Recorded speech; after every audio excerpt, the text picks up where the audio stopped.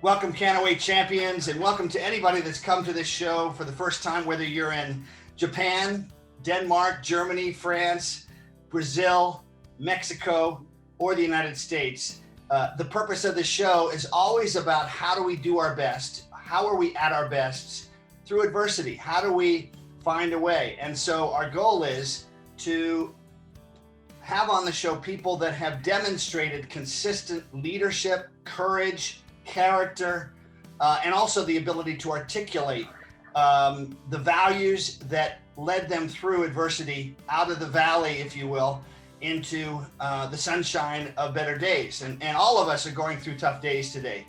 Tony Richardson, such a blessing to have you on, brother. I always do think of you as a brother, even though we missed playing together by about a year in Kansas City. Yeah.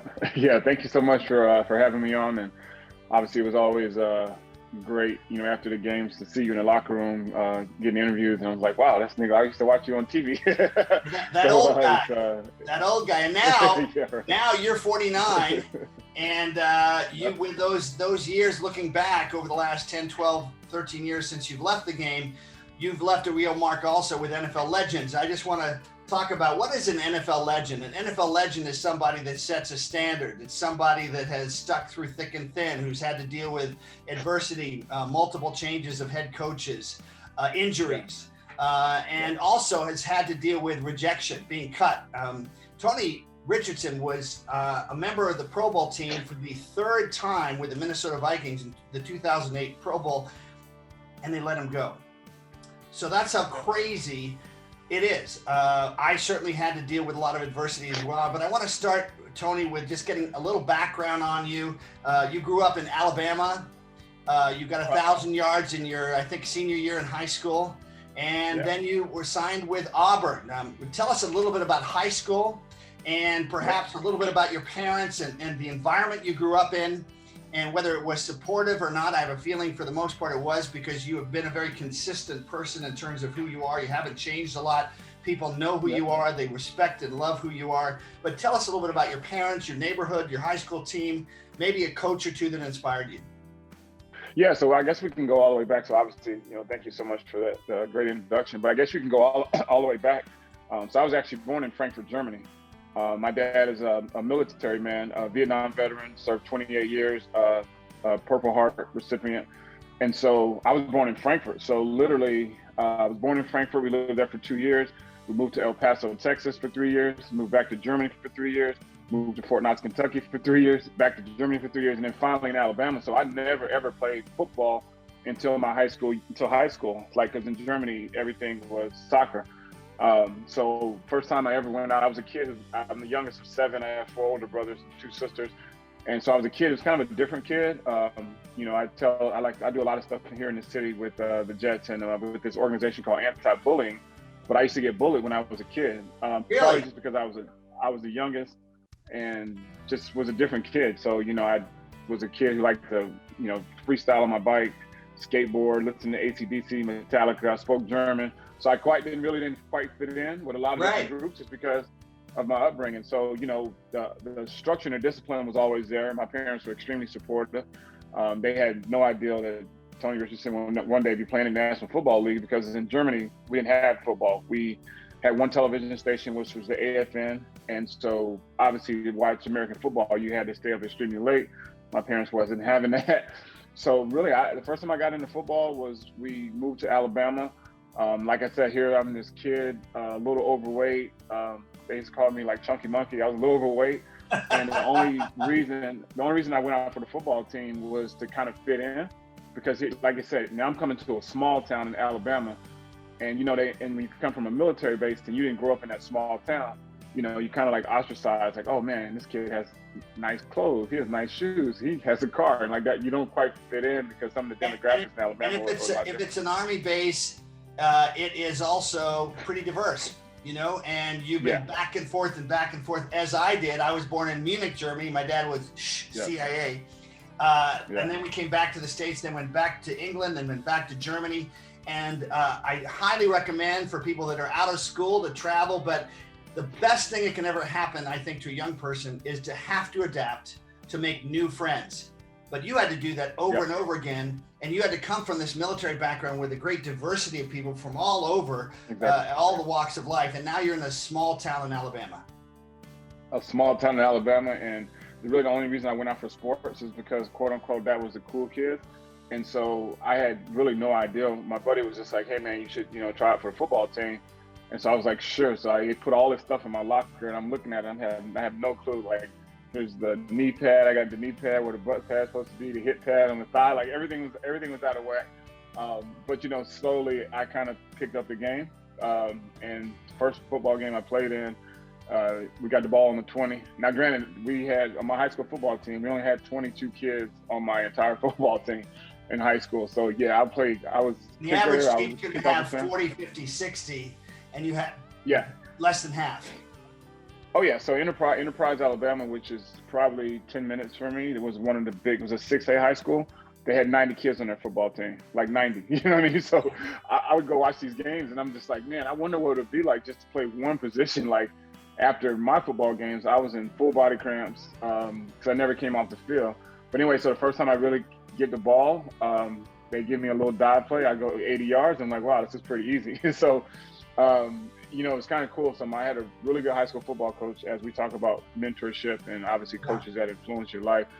We had a coach come in by the name of Perry Swindle, and he came in and he said, hey, Tony, if you work really hard, because academically, like I was on track because my parents were really strict, military, and those kind of things. He said, if you work really hard, you can potentially get a football scholarship. And so all of a sudden that light came on my head. I'm like, my parents had given me everything that I possibly can imagine. I had a scooter at 15, I had a car at 16, always had, everything I wanted. But if I could take that financial burden off of my parents, where I saw my dad as a strong military man, my mom raising 7 kids, that was like the ultimate goal for me. And so I just What number were you, by the way? Of the 7, Tony, where did you fit in? I'm the baby. I'm the youngest. I'm the youngest of 7. Well, let's face it. So that's why you're the baby. That's why I got picked on. Yeah, and you got 4 brothers who are much older than you. They're going to want to love you, but they're also going to pick on you because they want you to be the best you can be. And most of the time, while it's well-intended, they can be unfair because that's what it's like in a family. Oh yeah, for sure. And it's part of what molded me and kind of helped me along the way, just because I always had to, you sit at the dinner table and you get a tap on your shoulder, you look that way, your food is gone. You know what I mean? So it's like your brother take the steak or, get your food and all those kind of things. And so, but it taught me, and that's why I think, the hard work and the grind was never hard for me, because we did everything. We did the yard work. We were the car washers. We did the dishes. We were the cleaning team. We raked the yard, so those kind of things. And so for me, even, being one of the top running backs in the state of Alabama and going to Auburn and really getting there and like the depth chart, at Auburn, it's like the depth chart is, I was probably number 15 out of like 16 kids, players. And just started working. Finally, Coach Dyer came to me. He was like, son, I don't know where the heck you're from, but we got to find a place for you to play. Yeah. And was fortunate to be the second running back to start at Auburn outside of Bo Jackson. So that was, so really, busted my butt and, started at Auburn, and then everything kind of took off from there. 3 years. Well, let's go a little bit also when you say discipline, right? My parents' discipline. Yeah. Number one, I would guess that would mean that there were rules that applied and they consistently applied to all 7 of the children. You didn't feel like I'm the only one that has to do this, and I look over to my right and one of my brothers goofs off. All of you knew you had to do chores and clean the dishes, taking care of your clothes, the trash, etc. Tell us about what discipline meant in a military family, how your parents communicated that, your dad, your mother, so that it became so imbued in you that Coach Dyer would say, this guy's he just loves the work. Because that's what I see in Tony Richardson, and all of us can relate to, is getting to that place where you love the boring, private, often small details of work that others don't pay attention to, and you just stick with it, and suddenly you separate yourself from everyone else. Yeah, so it's one of those things, and obviously we don't, I guess we don't really, we don't discipline our children like we did in the past. So it was a few corrections, and it was obviously some tough lessons. And I can tell you one story. We were in, I think we were living in Kentucky, and just being a mischievous kid, and my dad was just, because we literally we had chores like every weekend. we had chores. But the thing about it, my dad was like, as long as you get your chores done, that was the day and age when, you know, we'd get up at like 6 a.m, get everything we needed to get done, and then go hang out, you know, from probably 9 a.m, probably till the street light came on, because it was a trust factor. It wasn't all the things that we had, you know, that we have to deal with now from, you know, trust and security in your neighborhood. And so my dad, my chore that day was I was supposed to wash the car. And so what I did, just being a kid, I cleaned the car closest to the window my dad could see. So I literally like split the car in half and just washed just the hood part, the rims on that side, armor all, windshield, and then do the other half. And so I remember like just the loudest noise, and my dad was like, they call me Antonio, and I'm like, oh man, it's like 12 o'clock. And my dad literally, like, I got to the house, I got definitely a little reinforcement, and I literally had to wash the entire car. We had 2 cars at the time. I had to wash all the cars all over, and then like re-rake the yard. It was this ridiculous stuff that my dad was just making it up. And he said, son, you know, if it's worth doing, it's worth doing right. And I just remember from that day on, it was just like, might as well just go ahead and do it. And my dad would always use the phrase like, sweep the corners. So much so, like, even me in my life, you know, today, I get up on Saturday mornings, I take a bucket of bleach with a toothbrush, and I clean my baseboards. I sweep, I mop, I dust both of my closets. I'm living in a condo in New York City, so 2 big closets, but they're all color coordinated. They're all neat, organized. First thing I do in the morning, I get up, I make my bed. I've got my housekeeper over here. She comes every couple of weeks, but sounds like you're auditioning. Would you like to work in Arizona? I got a job for you. No, I'm good. Yeah. This is enough work over here. But, you know, for me in my life, I think it helped me, like you said, of having that structure and discipline, and not having to have, you know, because some, you know, and obviously we know a lot of people, we've seen a lot of guys in our locker room that the little things were always so hard for them. Where for us, you know, you're kind of cut just like me, do the small things and they just become repetition. It becomes a part of your day. And it's just like, you know, you get up in the morning, first thing I do, you know, I'm a big believer in, you know, making your bed. Obviously there's a great book out that talks about, you can't go and say, oh, I had a terrible day today, because if you get up and you accomplish making your bed, you got one thing that you already accomplished, one thing, regardless of everything else in your day failed. You've already accomplished one thing. So the first thing I do, as soon as my feet hit the ground, I get up, I make my bed. You can bounce a quarter off of it. And then I go about my day. Like, I know exactly where my keys are. I know where everything is. And it just helps. My refrigerator is all in plastic containers. Every last single thing in my house is neat and organized, but it helps my life, and it helps the structure and discipline. Now things have slowed down tremendously, but prior to, you know, COVID, you know, we both have very busy schedules. And if I ever got caught running behind and I can't find my white press shirt or my blue suit or my socks, it drives me bonkers. So I have to have that discipline and structure. And obviously that's from my early childhood. Let's talk about mom and dad. So the other part of it is that some families do have discipline on one side, but they don't have a congruence of both parents sending the same signals.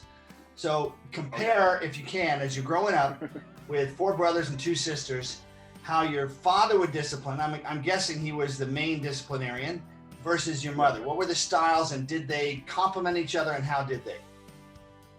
Yeah, you know, it's one of those things. Like, my mom was probably the stricter discipline. Like, she just, I still look, you know, I still think like, here's this nice lady, and mom was like, she'd crack the whip. So the biggest thing you didn't want to have happen is you didn't want her to get back to your dad. If they got back to my dad, it was pretty serious. And so much so, in a military family, like, if you got in trouble in school, they don't necessarily, you go to the principal, but they call your dad's company commander. So could you imagine? My dad would always be like, if I have to come to that school, or if I get a call in my office about you, it's not going to be good. And so it was one of those things, like, you know, my mom she pretty much held the household down, and you didn't want to get on that side.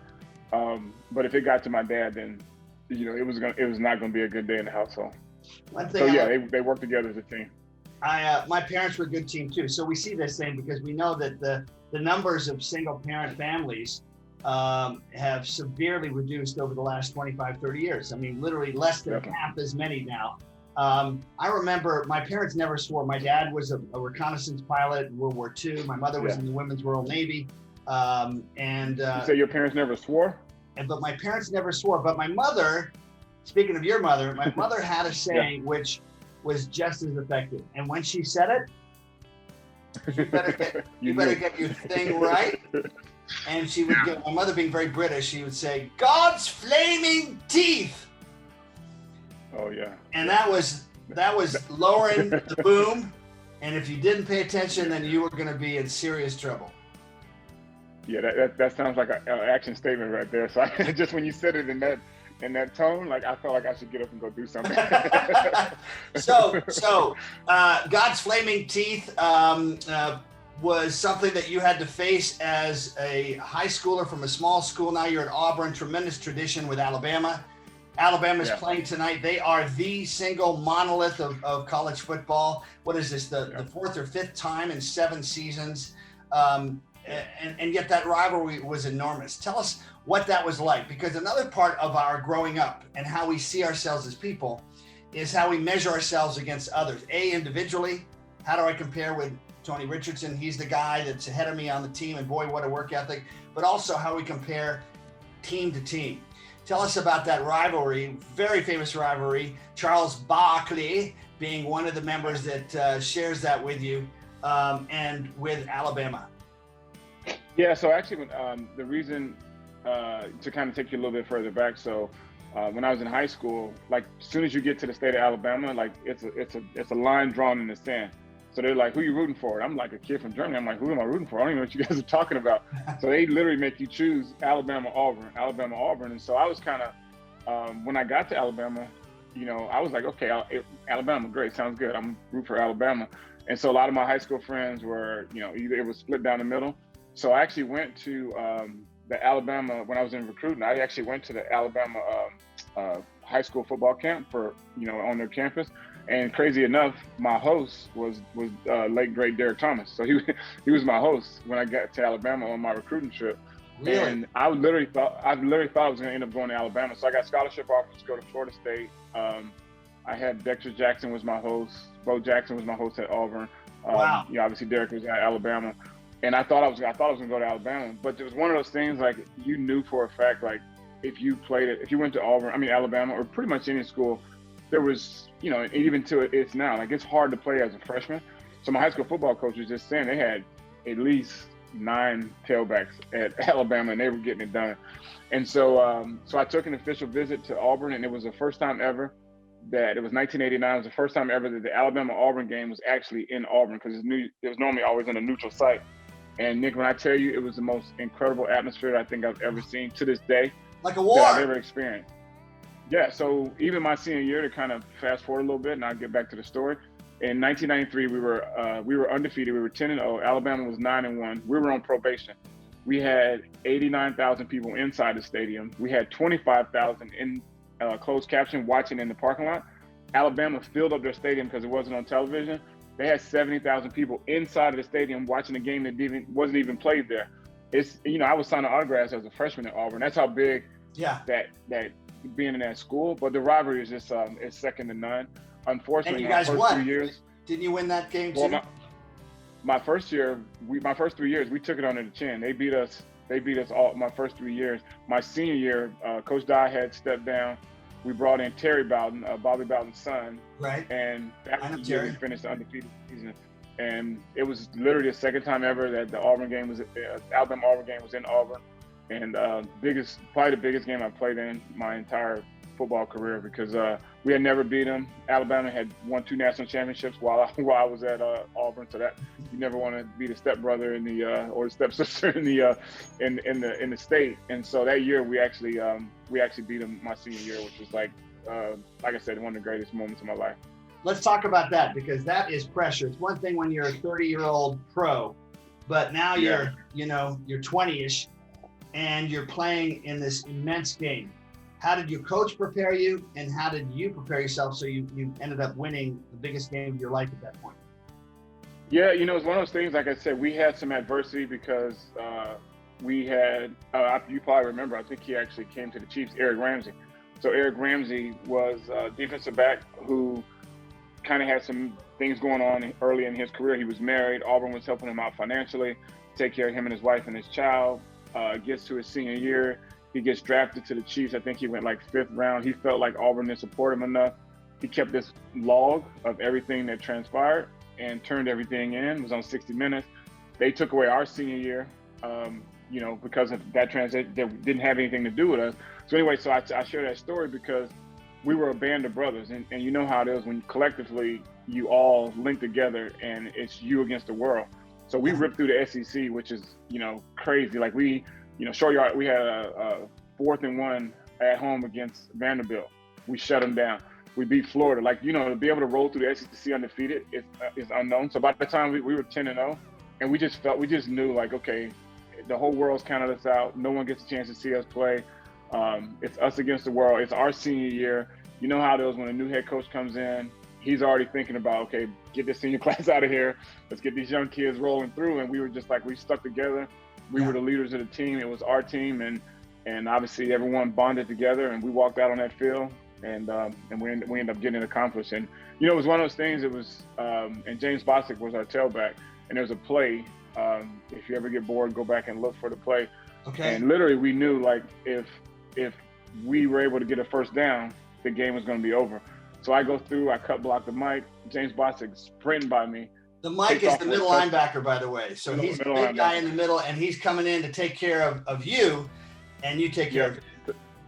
Yeah, so I chop him down. I feel just this wind go across my back, and I look up and I see James Bostic just sprint to the end zone. And all of a sudden, you feel like we popped the play, so we know we win the game.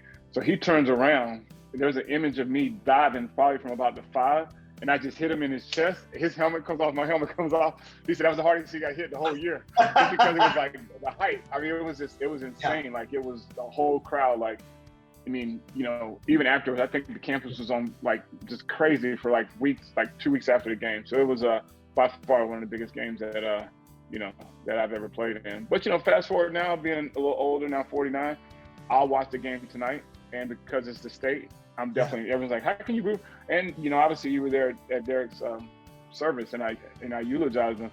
And that was the first time, out of respect for Derek, I put on an Alabama hat. Still gives me chill bumps now thinking about it. Yeah. That I did that in tribute for Derek because the Auburn man doesn't put on the Alabama hat, but the respect I have for Derek and the way he helped me through my career and all those kind of things, I put the Alabama hat on and I wore it, after I had to eulogize. Last week I interviewed the great Dick Vermeil, and we're going to get to him in a second, but I look at the patterns. The hardest thing is one thing to discipline yourself. You got to start with that. Yeah. The discipline and the direction. What are you disciplining yourself for? What are you working towards that's big enough, that's bigger than you? But it's even harder and rarer for a team, a band of brothers or sisters, to come together and create that environment where we don't care what anybody else thinks. Last night, exactly. This week's chief opponent coming up is the Cleveland Browns, who are fighting their own curse. They're without their head coach. They're without their 2 top offensive line coaches, and they find a way to win on the road after beating the same team at home when the same team had 11 victories in a row, and the same team has this long tradition, and when the same team now had a rested team, and yet they just blew them out. And I'm thinking of the great examples of overcoming curses we've talked about on the show in the past, the Boston Red Sox, the Chicago Cubs, in a different sport in baseball. But there is a theme that is united, which is if you can create, and I'm talking to you out there with your own company, your own family, etc. You create that sense that our values, our goals are so congruent, we're on the same page, and our confidence in ourselves is so strong and unified, we don't care about anybody else's criticism.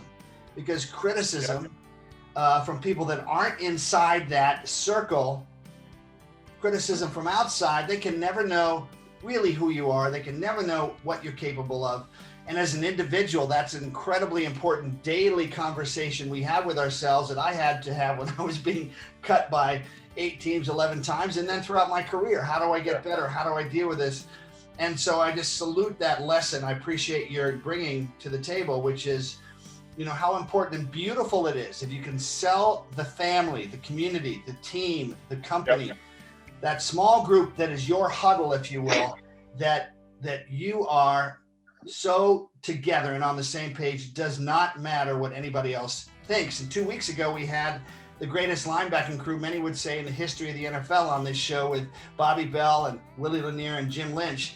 And as Bobby says right at the beginning of the show, we were on the same page. And what's cool about that also, by the way, and I do want to talk about this before we move on to your pro career, Tony Richardson, is, you know, their roommates, Jim Lynch, who's a very white guy, if you will, a wonderful man, Maxwell Award winner, the best college player in the country, on a national championship Notre Dame team, rooming with Willie Lanier. They didn't care. They loved each other. So, you know, that's when those bonds, whether it's Alabama, Auburn, whether it's white or black, they don't matter anymore because you're part of, you know, a clan, a team that is so beautifully unified. And if unification and coming together isn't the most important thing that we're missing in this country today, I don't know what is.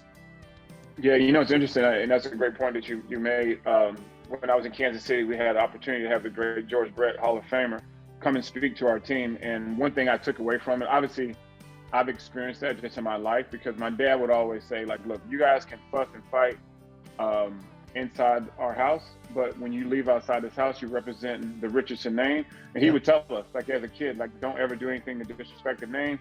And then George Brett, he came in when I was with the Chiefs, and he said, whenever you get to the point to where the name on the front of the jersey means more than the name on the back of the jersey, nobody can stop you. And I've always taken that analogy and I use it in sports. I talk to kids and different things like that, because all of a sudden, when I care more about the Kansas City Chiefs versus Richardson in the back, no one can stop you, because then, like you said, you lay everything else down. And I look at that analogy as my dad. Like, you know, the greatest thing I ever wanted to do with my dad was I would get up super early in the morning just to see him put his uniform on. My dad was highly decorated. His uniform, his boots was always clean. His uniform was spotless. And he did it every single day. And I'm thinking, like, you know, I see my dad serving our country and never complained. Never said, oh man, you know, I'm tired today. I don't think I'm gonna get up at 3 or 4 in the morning and go serve our country. Never complained for, you know, 32 years. So how can I, as a son, not take care of the little things or not do everything I can to try to make him proud? And so that's, you know, that's a great point when you just think about, you know, and that's kind of the life of a fullback. Like, you don't sign up to play fullback to be, you know, the greatest. Like you lay your neck on the line like an offensive lineman, and then the running back goes over the top. It's Marcus Allen, it's Priest Holmes, it's Larry Johnson, it's Adrian Peterson, and your head is getting smashed. You got dirt in your mouth. But you know, at the end of the day, the more times I get dirt in my mouth and my running back can go across the end zone, we're going to win. And it doesn't matter who gets the glory. It's about the team. And I think that's a great analogy for business as well as in sports and even in your family structure. So I saw that as a kid. Like, yeah, we could fuss and fight, brothers and sisters, but when we walked out of the house, we were an army, we were a team, and no one was able to break our family structure.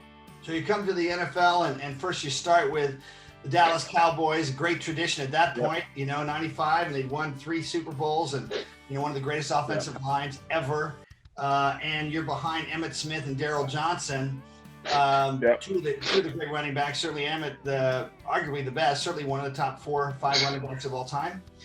What did you learn from them? Yeah, you know, I think, you know, everyone always says, like, man, how were you fortunate to play, or how were you lucky to play 17 years? It always starts with mentorship. And I just remember walking into that locker room. I was a snotty-nosed little kid out of Auburn. Had Tommy Agee, who was a former fullback at Auburn, who was in the locker room as well. And I just put my nose down. And like you said, they had just come on back-to-back Super Bowls. So if I didn't listen to these guys, I'd be a lunatic. Yeah. So I just kind of mirrored Emmitt, you know, and it's funny too, because you don't quite realize when you get to the pro level how the numbers just go down. And like, yeah, I'm on practice squad, but there's 6 of us. Like, there's not like there's 20 other running backs in this locker room. Like, we're close. Like, I'm in the meeting, like I'm sitting in the meeting, like, okay, they're giving out the game plan. Hey, T. Rich gets the game plan. So I'm learning. And I just saw Emmitt and Darryl just like, they were just students of the game. They were always communicating during practice. The guy who really took me under the wing was Michael Irvin. And you can say about stomach off the field. Michael used to make me come to the weight room every Monday and Tuesday. We would get in combat boots and we would get under the squat rack. And he'd be like, Brooke, I don't care what you do. On Monday night, you're going to be in this locker. You're going to be in this weight room on Tuesday morning. And the great Mike Warsick, who I think Warsick is he was a strength coach there. I think Warsick might have 6 Super Bowl rings, because when he left the Cowboys, he went to the Patriots. And I think he might have came back. And it would be Mike Warsick, our strength coach, Emmett, myself, and then whoever was crazy enough to come in there. Michael Irvin by far, and I've been around some great athletes and hardworking guys. I've never seen anybody work harder off the field than Michael Irvin. Like he wouldn't let anyone take a practice rep at all. He took if Troy was in there, he took every last single rep. In the weight room, he was one of the strongest guys I've ever been around. Like literally, he's a wide receiver squatting like 500 pounds on a Tuesday. Yeah, wow. He by far the hardest working guy. So I'm like, here's these Hall of Famers, and the way they're working, like I had to kind of, you either fell in, or you're going to stick out like a sore thumb. And so I kind of learned really quick, like what it took to be a professional athlete. That's pretty awesome too. But also, I think something about the champions I've been lucky enough to be around is. They draw mentors to them. The mentors know they're not going to be wasting their time being mentored or being mentors to a certain person. They can tell that person will respond. I've been very lucky to have great mentors around me. And so, let's talk about another one. So you leave the Cowboys after, a short period of time and could have been a downtime, but the Chiefs pick you up and there you are with Marcus Allen. And from what I understand, didn't you block on the play where he scored his 100th touchdown? Yeah, I did. Actually, it's funny enough, it's my screensaver on my phone. It's crazy, and I think a lot of people don't know this. So obviously after the Cowboys, you're a free agent again. And so the Cowboys tried to sign me back, but I just kind of felt we had a lot of stuff going on then. That's when the White House and all that stuff going off the field. Right. Eric Williams had a bad accident. And so I talked to my dad, and I was just like, Dad, I think if I'm going to have a long career, and Pat Dodd Jr. is my agent, I was like, if I'm going to have a longer career, I don't think Dallas is the place for me. And so I needed to change the pace. I knew didn't fit. So I come to Kansas City, and at the time, obviously Marcus wore number 32, but we had another guy that wore number 42, and then I had 49. My locker was next to Ronnie Lott. I think a lot of people forget that Ronnie Lott was with the Chiefs in '95 in training camp. So I had Emmitt Smith. I mean, I had Marcus Allen and Ronnie Lott, and I'm just like, I walk into the locker room, I'm like, holy smokes! So two of my childhood idols, and they're my locker mates, and I'm just like blown away. Like, a lot of people don't realize that that Ronnie Lott was on our roster in 1995, and then I think they got an injury settled. He was my teammate in '94 on the Jets, and boy. Okay. When we're somebody that has been there before, one of the great things I like to talk about is a year earlier, I'm on the Chiefs with Joe Montana and Marcus Allen, and I tell the story, they're going to be great in games. They just had an ability to be at their best in games. But I noticed that Joe Montana in practice, by the way, he did not like the weight room. He was not a Michael Irvin in the weight room. But he knew what he needed to do, and he was like a symphony conductor in practice. Every pass was exactly to the inch on target. It was unbelievable, and that taught me that discipline mentally and physically, because it's always both, not to mention spiritually, to bring that to the table was what made him great in games, to have that confidence. And then there was Marcus Allen, and I love your comment on this, who would always say, after you score a touchdown or make a field goal, whatever, don't jump up and down. There's a famous horrible story of a kicker who made a field goal and he jumped up and down and hurt his knee. He acted like he was surprised. You're being paid a lot of money to do something. Yeah. And Marcus' big message was act like you've been there before, because sometimes you haven't been there before. But that action consistently applied, suddenly you become a veteran faster than you would have. Tell us about that. Yeah, that's one of those things. Like it was a lot of things that obviously Marcus taught me. One, running backs never wear sleeves, so we were not allowed to wear sleeves. Number one, but number two, act like you've been there before. And to this day, as a pro, I never celebrated or danced in the end zone. It was just like you just hand the ball. And granted, Marcus scored a lot of touchdowns, so he had a lot of opportunities to hand it to the ref. But yeah, he was just and he to this day, like he always calls me pro. He's like, "Hey pro, how you doing? Hey pro, how you doing?" And that's the thing he taught me is like, you're a pro. That's not on the field. You're a pro in your personal life. You're a pro in the community. You're a pro in your business, like everything you do. So if I talk to Marcus and we text, "Hey pro, how you doing?" And it's just one of those things. And I think it's a mentality. And like you said, it was just a smoothness about Marcus. Like everything he did was just smooth. But I tell people all the time, Marcus was one of the meanest players that I think I've ever been around on the football field. Like obviously he's like our height, we're all kind of the same height, but on pass protection, Marcus would knock your chin in the dirt. Like he took someone's pride.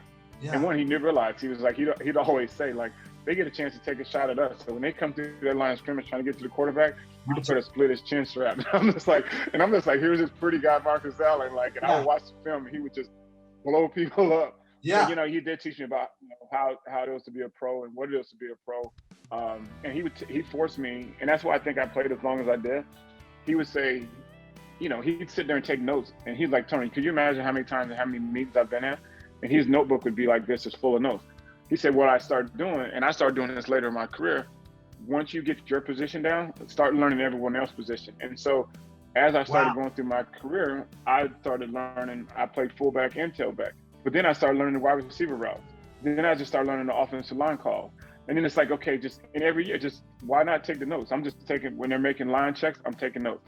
When the wide receivers and they're motioning and they're doing different, they're taking notes. And Marcus would say, you should know your position so well that you can teach it to others.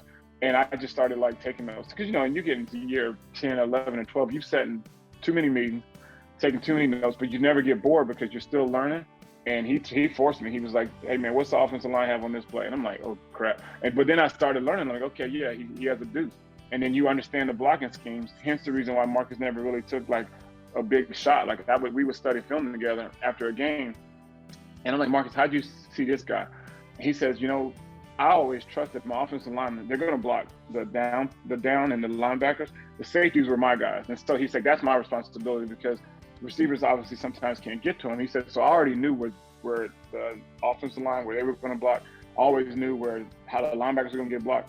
But the safeties are the ones. And so I was just like, it would be crazy. He'd come through the line of scrimmage, the safeties coming here, he'd cut back here. Or he would just go to, it was just magical watching him, watching him. Nobody ever got a clean shot on him. And, that speaks to also loving the craftsmanship. So let me ask you this.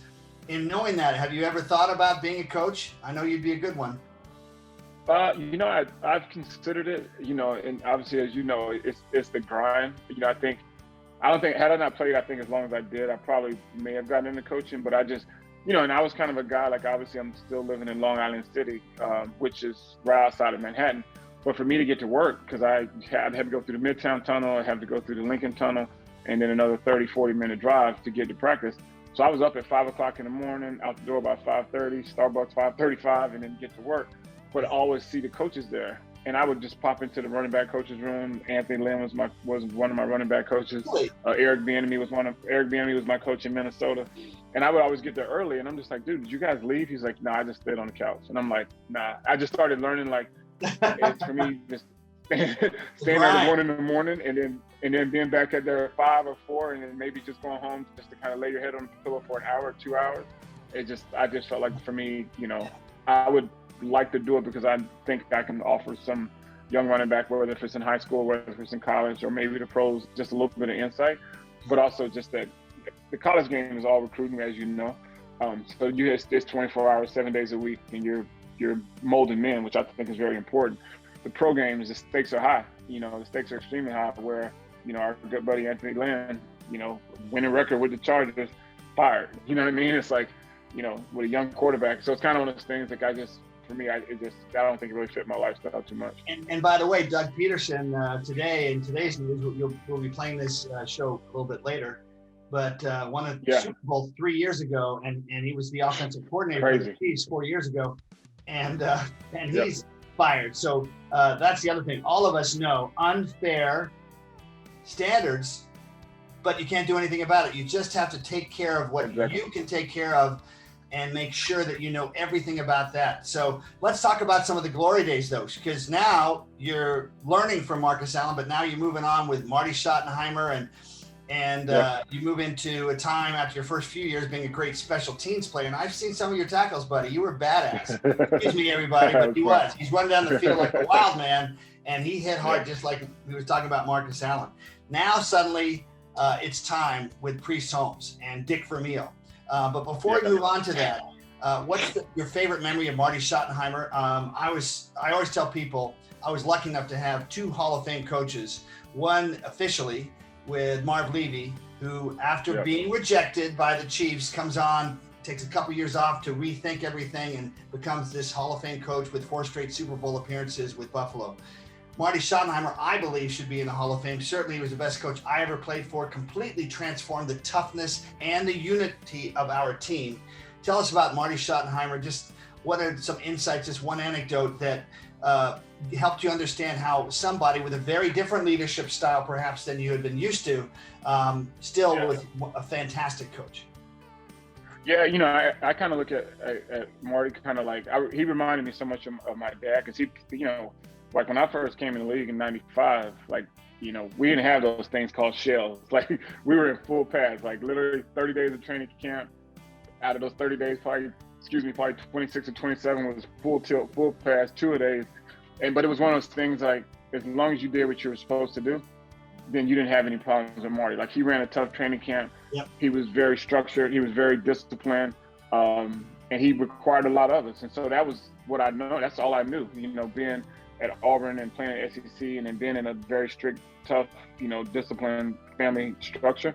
Marty was the exact same way and took it to a different level. So, where guys are like, complaining about the 2 days, like, I was like, this 2 days was helping me because this is the only way I'm gonna make the team. And you think about it, like, nowadays, like, I don't even know, with the way they do things now with how you make the virtual, team. I wouldn't have made the team, because, like, I made the team strictly on special teams and as a backup fullback. If you don't have a training camp or off-season program, where does Tony Richardson fit in? Because you can't show on a Zoom meeting, I can't show that I'm going to run down and light somebody up. So it's that, for me personally, I don't know if I would have made it. So, I always credit, Marty for giving me that opportunity and really believing in me, because, I was undrafted out of Auburn, went to, I was on practice squad with Dallas, and then came in. And the thing about it, where I really technically, I don't even know how I made the roster. But, we had just drafted, Bennett was a second-round fullback out of Miami. Greg Hill was a first-round running back out of Texas A&M. We had James Saxon. He was on our roster. Marcus Allen. The backfield was loaded. And then all of a sudden, where do I fit in? And so just busting my butt on special teams, and obviously forget about, Pro Bowler Kimbo Anders. So, all these guys. And so, think about it. That's not a team you want to go to. You got a Pro Bowl fullback in Kimbo, and you got a fullback they just drafted in the second round. Like, fullbacks in the second round, it's like that doesn't even fit. So, but Marty gave me a chance and didn't care about anything. He was going to put the best, and that's what he'd always say. He's going to put the best 53 guys on the team, and that gave me hope, because that where it wasn't anything political. It wasn't all the other stuff that you have to go through in this game. It was about the best 53, and if you can play, he's going to find a way. And I every time obviously he's obviously not doing so well now, but when I talk to Brian, his son, and Pat, I always just, wish him well and just say thank you for giving me an opportunity. Yeah, Marty Schottenheimer, when he came in the first year, I've been with the team for 9 years, and I've been doing pretty well. And I was most accurate kicker in NFL history, all this stuff. Yeah. He didn't care about that. He took me in, meeting with all the players one-on-one. He said, Nick, you're smart. Unfortunately, you may be too smart. I don't want somebody just because they're smart. I want somebody that works hard, etc. Bottom line is, he said, you make your kicks. I don't know much about kicking. You make your kicks, you'll be here. You don't make them, you won't be here. And that's simple clarity. Yep. If you work your tail off, but still don't get it done on the field when it matters, you're gone. But if you work your tail off and you get it done, then you're going to be there. And I got to be on the Pro Bowl teams that I frankly should have been on before, but we weren't winning. So nobody cared about the kicker back then. And we didn't have a great, productive offense. So I didn't get a lot of attempts. Now, interesting coincidence that when the team does well, then accolades come as well. And remembering that's the way it is. Like you said earlier, when that name on the front is more important than the name on the back, and you just focus on it. So I came to really love Marty because he just challenged me to be even better than I'd ever been. And I kicked at 89% the next 3 years after that first tough year with Marty, where I did not have my best year. And I had 4 different holders, and I had to challenge myself to get better. And what is so great as I look back, I wonder if you have a comment on this, is that challenge, though, to rise up from when you've screwed up. I had a bad game against Cleveland. I missed 3 kicks. There was a cartoon in the paper in Kansas City. Now remember, the 24 hours earlier, I was the most accurate kicker in NFL history. I'm still the most accurate kicker in NFL history, but I had this terrible game. In one game, in 20 minutes, suddenly now I earned the right to have a cartoon, a half-page cartoon with a picture of me with a box exploding and spring coming out of my head like I'd lost it. And that's the kind of unfair but hard criticism that comes with trying to be the best at something. It's really hard, but what it did, and I think back now, is the best thing that ever happened. Best thing that ever happened, because I had to dig somewhere even deeper and get even better. And my goal was, this is what I want to ask you, if you can think of this, is my goal was to shut up, and just by my actions, Marty would come up to me and say, wow, what's happened to you? Yeah. And that's exactly what happened. And I led the NFL in scoring that year. And I had 24 field goals in a row, 21 field goals in a row the next year, 22 for 24 the next year. I never would have gotten to that level if I hadn't felt the pain and then done something productive with that pain to get better. Yeah. What about you?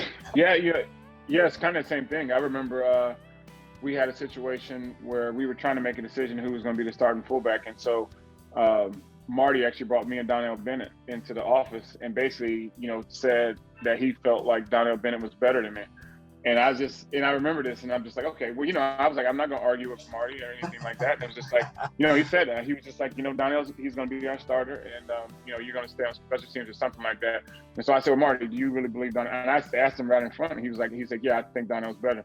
So, of course, when you have something like that, I don't know if he was doing that to push our buttons. Donnell was a second-round draft choice, and he was kind of the chosen one. Right. But it motivated me like none other. Because I think I might have been inactive for like one game, and I couldn't believe. I was a special team captain. I'm like, how in the world are you gonna make me inactive? And it just forced me to just go back to the grind. Yeah. And from that day forward, I never take anything for granted. Yeah, exactly. And I went to the grind, and I never looked back. And I was just like, all right, we're gonna see if he's better than me. And then the rest is history. Not saying and obviously he was probably a better skilled. He was a runner. Like Donnell was a runner at the University of Miami, and obviously had a bad knee injury.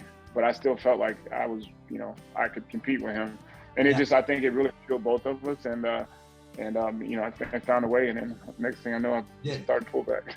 Yeah. So before we get to that too, I think of the greats that always find a way to be motivated, and Tom Brady, drafted in the 6th round, 200 and whatever pick.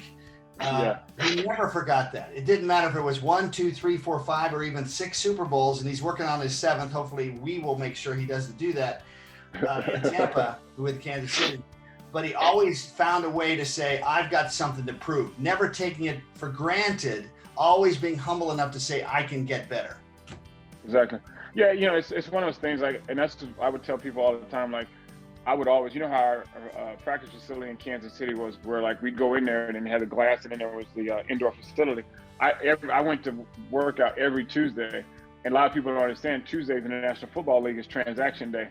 So I would be in there working out, and I look in that glass, and I'm like, okay, he's a tight end. Okay, they're working out a receiver, and I would always look over there to see if there's any running back over there.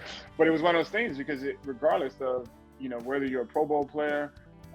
Whether you're the 52nd, they're always looking to replace you, always. Yeah. And so that was my grind, even in my 15th, 16th, 17th year. Like I always had that chip on my shoulder. Like I remember the days of having to carry Emmett's helmet, my rookie year. I remember the days of having to, pick up sandwiches for the veterans and all those kind of things, to where that work ethic and the things that I had to go through to get to, the little bit of success that I had, I would never forget the grind, and I never would ever get complacent to let, some things slip between the cracks.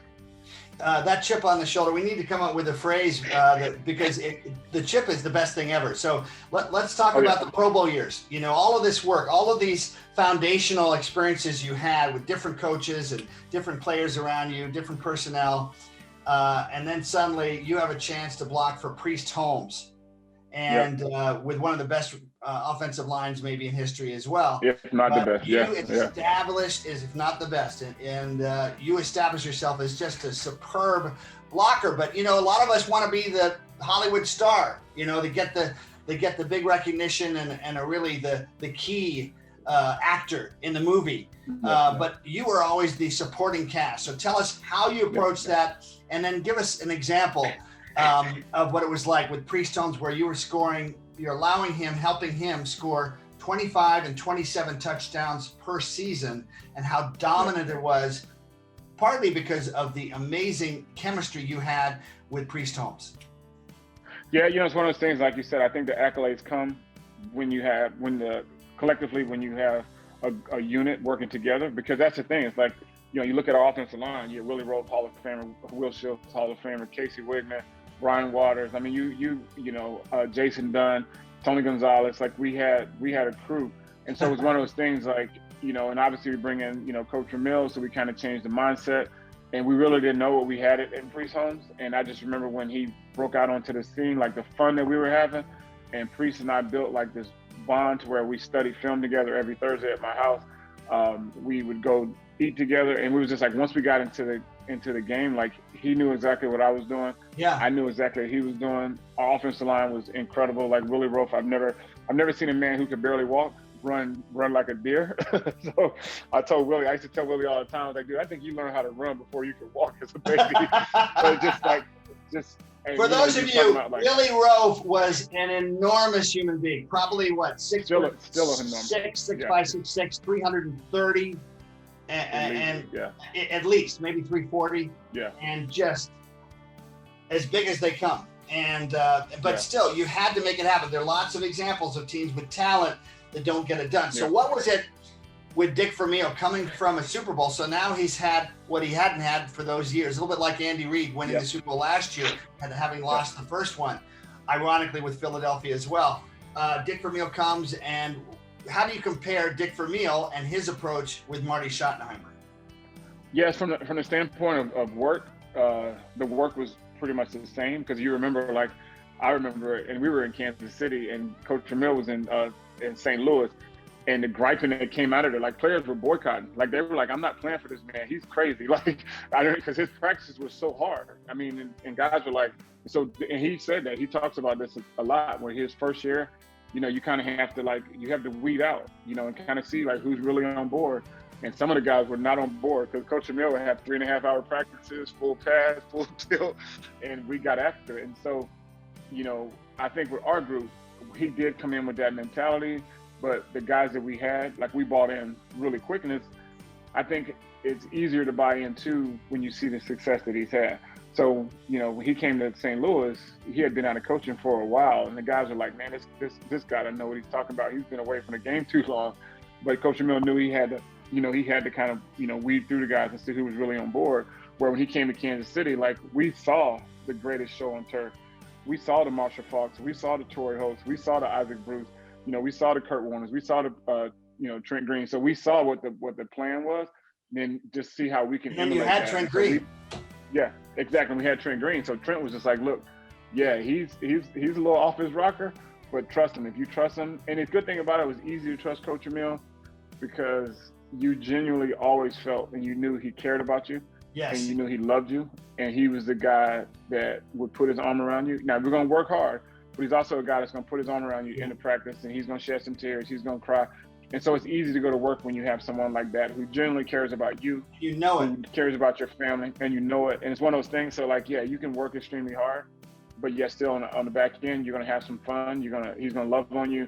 He's going to be strict on you. It's not like you, just because he puts his arm around you, that he's not going to call you out. And so, you know, he's been many a time. He's just like, Rolf, get your fat butt moving. Or he's like, I'm guessing Willie was not quite such a deer in practice.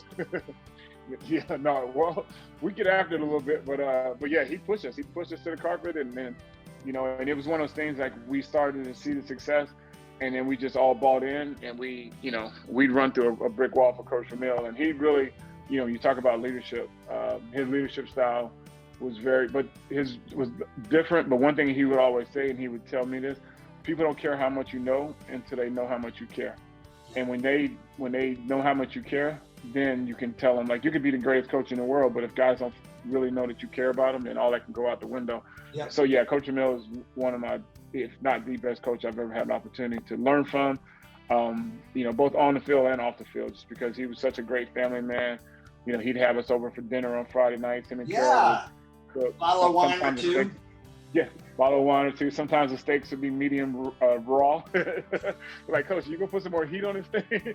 But it was just one of those things. Like, he took pride in having the guys over, serving them, and really loving on them, and all those kind of things. And so we really enjoyed that. Wow.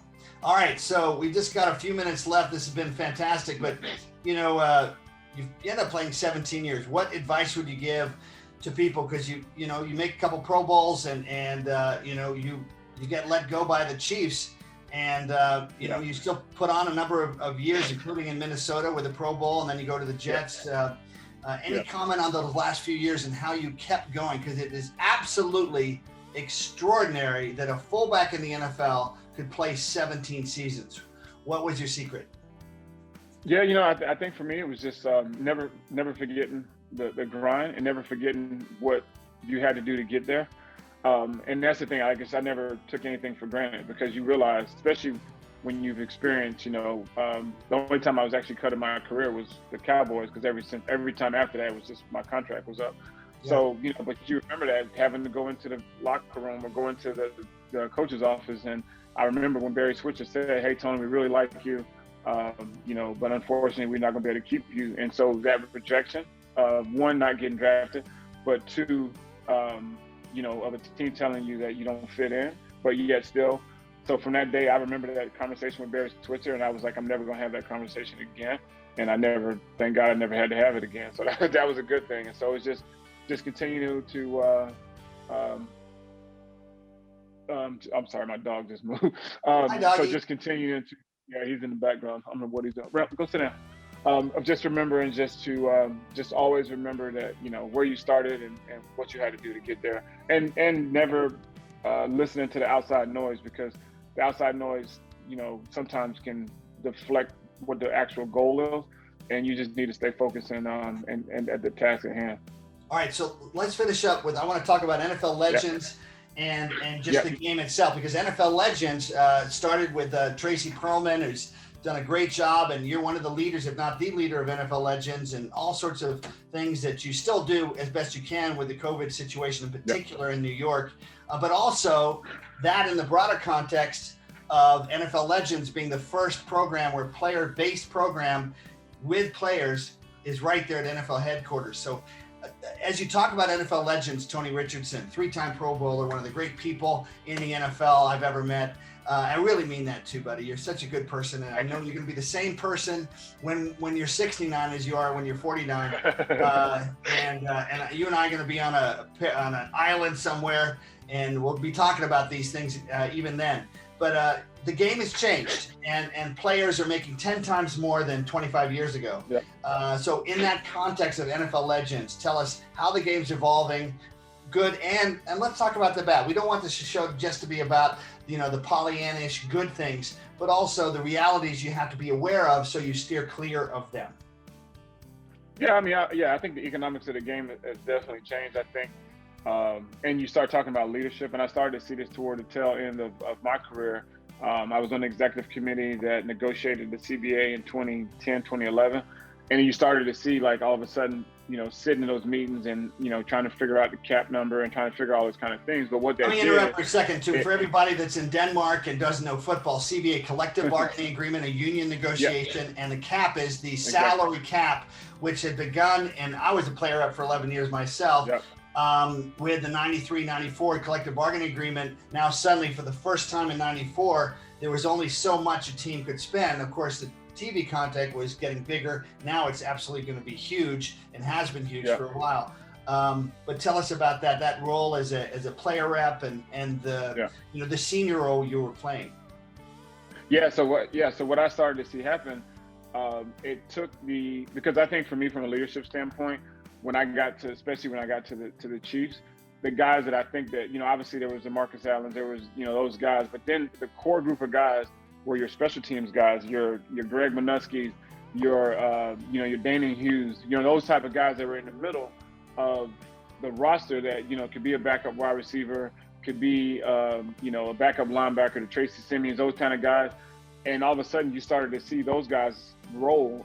They were kind of non-existent. So all of a sudden now you get, because a guy is a first-round draft choice, he's in year 2 or 3, and he has a C on his chest. I'm like, you see that now, and it's like, how can this guy be a captain? And like, it's you got a young guy trying to lead grown men. And so that's where I think the game is definitely changed. And I think from a leadership standpoint, and I talked to a lot of my buddies who went into coaching, and they're just like, bro, he's like, you couldn't even imagine the things these kids talk about today, but you couldn't even imagine the things that just go on in the locker room because of the lack of leadership. So I think that's where I think that forced a lot of guys out, because, you know, we had all of these guys that, you know, that really were your core group of guys. They were the guys that were in the middle of the pack. They weren't the highest paid, they weren't the lowest paid, they were the middle paid guys. But that was the structure of your locker room. The guys that, you know, they were married guys. Dave's obviously Dave was a starter for us, but, you know, with the Chiefs, but Dave was a guy that would have players over to his house and, you know, have the Bible studies and, you know, really be a mentor. Those guys really don't exist anymore, just because they just, you know, because of the salary restraints. And so that's where I started to see, as I was transitioning out of the game, and I left in 2010 and that lockout year. And then you just started seeing, like, all of a sudden it's like these high paid guys, and they're like in year 2, year 3, and they're walking around with C's on their chest like they're captains. And I'm just, you know, so for me, I think that's where the game and the locker room has definitely changed, because it's a lack of leadership. You know, it's easier when you're quarterback, but Patrick Mahomes, who really in his second year became essentially functionally a captain, of course, throwing for 50 touchdowns and 5,000 yards. But Tua. But everything I heard about him and Mahomes, like, he's a leader. Like, he's the real deal. Man in leadership, he's a real deal. And I think, like you said, when it goes back to your family structure, you know, he's been around the game. His dad was a Major League Baseball player. So he's been in that locker room. So he sees what leadership looks like.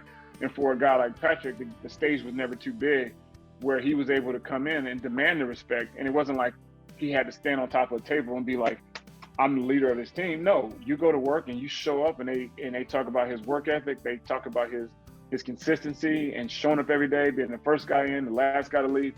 Okay, yeah, that's a true leader. And so it wasn't like, okay, because he's the highest paid player on the team, well, in the league, that he gets that seat. No, he earned that captain. He earned it. And he says and what he does, he backs it up. Exactly. And they mirror each other. That's the thing. When you say something in your actions and they mirror each other, you're the leader of the football team. And the organization can trust you with that type of contract, because they know everything that you do, you're going to represent the organization in the right way. Here's the funny thing is, Lee Steinberg was my agent for 10 years, and he's Patrick's agent. And what people don't realize, this is so funny to say, but really, he took less money. People just don't realize it. He took less money no doubt. to make sure he could sign, just like Tom Brady did. There's a leader. He took less money. He could have made more money. He could have made more guaranteed money, but instead he wanted to make sure that he kept a Tyreek Hill, he kept a, Travis Kelce, he kept a number of the players that would not be there right now, and he doesn't get credit for that. But in truth, that's exactly what he did, even though it's the biggest football sports contract in American history. Oh yeah, no doubt. And that's like you said, because everyone's like, why would he sign such a long deal? I'm like, it's because it's the long run. Because the longer the deal, the more cap flexibility you have. Because he could have took a shorter deal, a higher chunk of money, but then all of a sudden, like you said, you're the highest paid, and everyone around you, they're not there anymore because they can't afford to pay him. So it's great that he saw that, and he also realized that, in a 10-year deal, in 5 years, there's ways in which you can adjust that cap number, but it fits. Yeah, exactly. And that's true leadership, of understanding that the greater good is better than my personal gain. And your personal gain, you win another Super Bowl, you get another Super Bowl MVP, all the other stuff is going to come. Takes care of itself. It all takes care of itself. Yeah. And those players, like I had on my show just a few weeks ago, that Super Bowl team from 50 years ago, that still resonates today. By the way, by contrast, Russell Wilson, who is, I think, one of the great people in the NFL, whose father, Harry, was my teammate on the Dartmouth baseball and football teams, and from a Southern background, and quiet, but he dealt with racism, he dealt with leadership in a quiet way, and that's Russell. But having said that, Russell and the Seahawks, I don't believe, were careful enough to make sure that surrounding Russell still was the highest level of players to make sure they could win. So this team, Seattle, which is an excellent team, Pete Carroll, one of the best coaches I've ever been around, all those things, but maybe missing a few extra players just because they put so much on Russell Wilson. It's pretty hard. You can't win it by yourself. Certainly a kicker will never win it by himself, but but a quarterback, it's true as well. And that's one reason why I think the Chiefs have a chance to repeat. Now let's finish off with a part of you. You were Byron Whizzer White Man of the Year, and that's something we share. And the causes, because in the end, the values we've been talking about for the last over an hour resonate in completing the circle of success, which is never complete unless we are giving that back. We are the mentor, we are the giver, we are the person that brings some other people up with us, other people from the African-American community perhaps, or people from the poor community, people that might have been great but didn't have that structure and that discipline that you and I grew up with. So tell us about what are your passions today, which obviously were there in your career as well. You found time to give, and to me, that helps complete your sense of fullness as a human being. Because you never forget that there are other people that allowed you to be loved and successful. Yeah, so that's one thing I think I learned from an early age, and I learned it from my parents, is giving back and serving your community. So I tell people all the time, it's like my dad being a high-ranking official, like every Thanksgiving, every Christmas, there was some random people just sitting at our dinner table. So my dad would always have the younger soldiers who didn't have family, they would come over. So I started to see my parents giving and providing to the community and to people around as a young kid. And so for me, it was always something. My dad would always say, everyone has 24 hours, 7 days a week. What are you doing with your 24/7? And so as much time as I tried to give to my craft on the field, I wanted to have equally amount of time to give back to the community. And that came from mentorship. Again, I saw Derek Thomas and his foundation and working with kids with literacy. And I saw, Dan Saliamua, I saw, Will Shields and the Will to Succeed. I saw all these different guys, giving back in the community. And it was just, and Kansas City was such a great knit community that you wanted to get out and you wanted to get involved, and you knew it was cool receptive. Too. Yeah, and you look and it was cool. You go to Arrowhead and you look and you see all these banners, and it's like every last single player almost had a charity or a foundation, and guys gave back. And so much so now, in my life now, I serve on the board here with the Boys and Girls Club here in Queens. Now more than ever, it's needed, because you think about what COVID has done to our world, but think about what it's done to our youth. And these kids not having an opportunity to go to school, and it's different. Like I can't walk without my car. It's a complete failure, by the way. Home learning right now, I've heard it from I've been former chairman of the National Fund for American Indian Education. Nobody's talking about it in any great detail, but home learning is a catastrophic failure. We're going to see it in the kids today, because they not only not getting the social experience, they're not getting the educational experience to develop their minds and to stay focused on what matters on a consistent basis.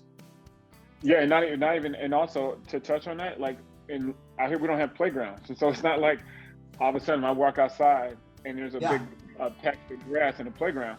So all of a sudden the kids don't have these outlets to, you're sitting in front of a screen every day doing Zoom calls, and then where are these kids getting their extracurricular? They're not getting it. So having the Boys and Girls Club, and obviously you have to be very restrictive as, the protocol and everything else, but that's a great outlet for these young people, because, unfortunately, as you know, an idle mind is a dangerous mind. And if you don't give kids an outlet and things to do, then they're going to get into mischief, especially here in Manhattan and in the city. So, being a part of the Boys and Girls Club is something that's near and dear to my heart. I sit on some other boards, but like you said, if you're not giving back, because that's one thing my pastor would always say is, Tony, there's going to be, unfortunately, one day you're going to pass, and there's going to be a big number on the front, and there's going to be a big number on the back. So I was born in 1971. We don't know what that end number is going to be, but the most important part of your life is that dash in the middle of that tombstone. He says, so every day you live your life for that dash, because those are what the things you did in between that big number and the end number are the things that are going to be the most important, the impact that you had on this earth and in this world. Well, Tony Richardson, you're such a good human being. Everybody says it, and I look forward to working with you. I know we're going to do good things together. You're going to do things on your own as well. But it's been a pleasure hearing from you. And thank you. If people want to support the Boys and Girls Club or a particular program, you do a lot of biking with veterans as well. Is there one website that you want to point to that we can put up there during this interview?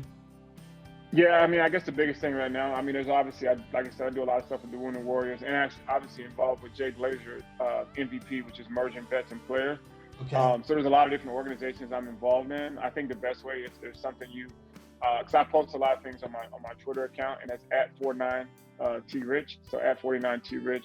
Okay. And every time we have something going on, I'll put it on my Twitter account and just try to get the word out the best I can. Or obviously, you do a great job on social media as well, and a lot of things are on my Facebook account as well. My Facebook is just Tony Richardson. Well, you know what, T. Rich, the Rich is you, buddy, in soul and mind and body. We are so blessed to have had you, and just want to thank all of you that have been watching. Tony, God bless you, and God bless you. Let's continue to anything I can do to support you in the future. And just remember, everybody, it's not the brightness of the spotlight on you; it's the intensity of the light within you that matters. God bless you, and stay strong. God bless you too. Thank you, brother. Thanks, brother.